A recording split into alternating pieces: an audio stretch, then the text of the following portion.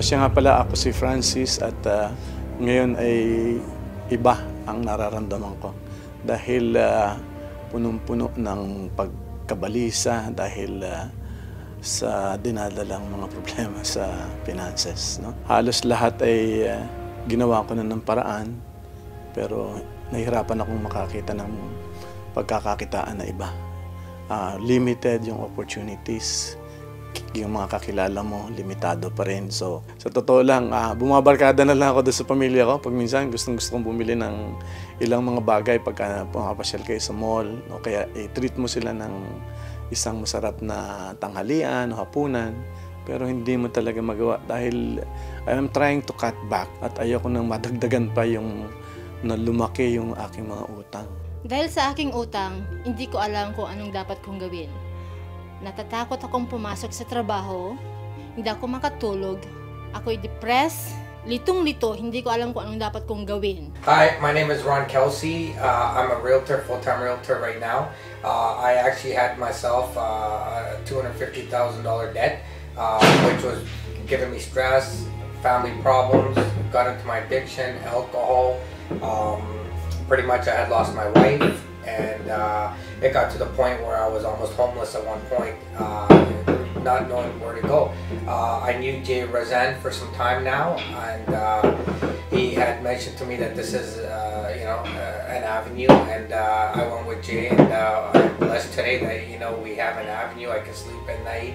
I'm with my family, and God bless. I let go of the addiction in me, and I can live a life, and I've got a second chance. Ang maganda nitong nangyari sa akin ay nagkaroon ako ng isang pag-asa, no? Dahil ako ay nakatanggap na isang tawag sa aking isang dating kaibigan na yung pala naman ay kanyang kasalukuyang ginagawa sa ngayon. Nung tinawagan niya ako, nag-aalangan pa nga ako noong una dahil parang ayaw kong magbigay ng mga informasyon dahil unang-una utang ito eh. Diba?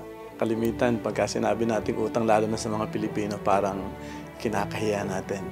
Nakilala ko si Kuya Jay sa Simply No Debt Solution through sa aking kapatid na humingi rin ng tulong sa kanya.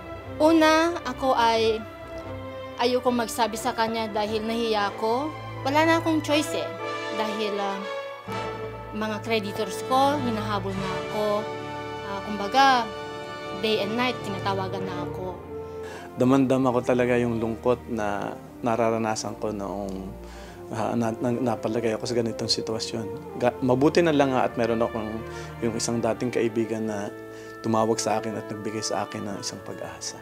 Ang isang talagang pinag-iisipan ko na magawa, sabi ko nga itong 2013 ay talagang masolusyonan ko yung aking lahat ng problema hindi lang sa credit cards, basta lahat, anything related with my finances. Nag-usap kami at in-explain niya lahat yung mga option ko.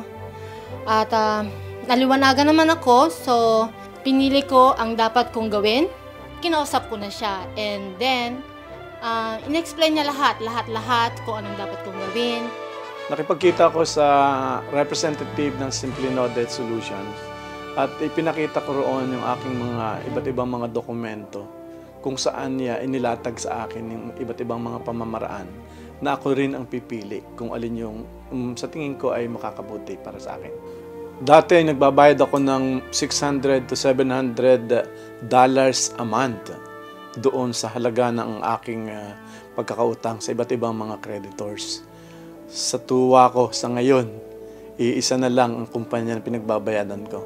Ang masaya nito, 200 na lang. $200 na lang binabayadan ko kada buwan.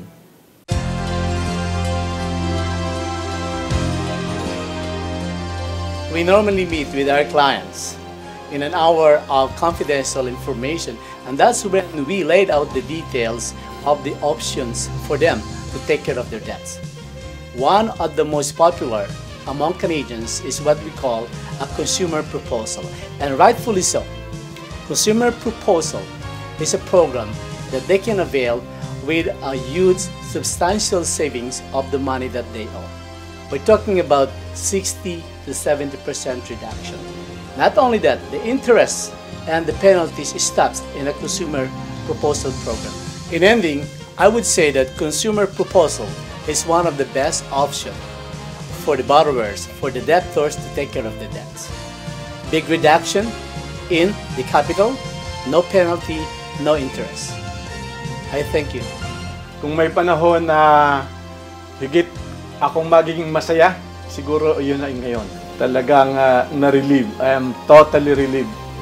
Napakasaya ko dahil wala na akong iniisip tuwing gabi na matutulog ka na papaano kaya masusolusyonan yung aking problema sa finances. Dahil sa aking desisyon, hindi ako nagkamali.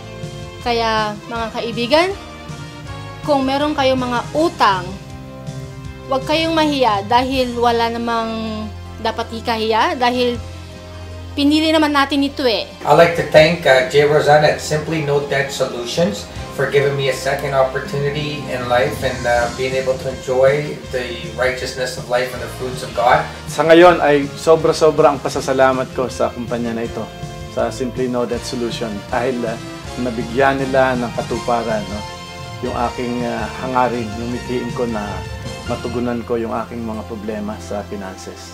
Kaya mga kaibigan, tawagan nyo ang Simply No Debt Solution. I'm sure na si Kuya Jay tutulungan din niya kayo kagaya ng pagtulong niya sa akin. Kung kayo ay nandyan at nakikinig ngayon, ay may pagkakataon, mayroong opportunity para mabigyan din nyo ng solusyon yung inyong mga nagiging problema sa finances. Nagpapasalamat ako sa Simply No Debt Solution dahil sa kanila nawala ang aking problema. Ako ay masaya ngayon dahil wala nang tumatawag sa akin. Lahat ng utang ko ay bayad na.